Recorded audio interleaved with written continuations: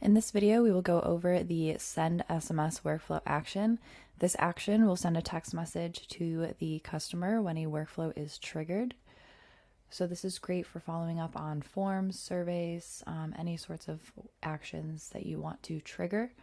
So that's the SMS right here. So to get started, to add that, you're going to click on the plus icon and you're going to just type in SMS. You'll see send SMS.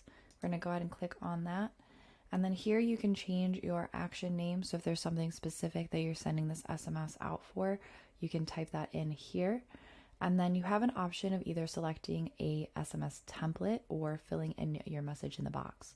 So if you'd like to use an SMS template, you can click on this drop down and select a template from your system. On the other hand, if you'd like to fill in your message independently, you can fill in your message here. You can also use custom values and trigger links.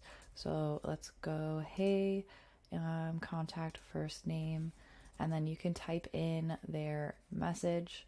If you'd like to use a trigger link, you can click on the trigger link drop down here and select a trigger link from your system.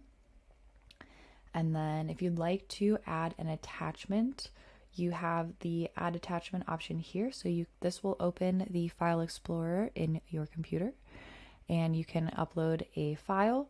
You also have the option to add files through URL. So if you have like an image file, anything like that, you can type the URL in here and then click on the add icon here.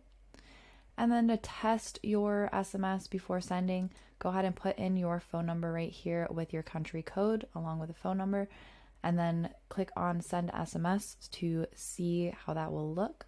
And then once you have this all filled in, just go ahead and click on save action, and then you'll see that filled in your workflow.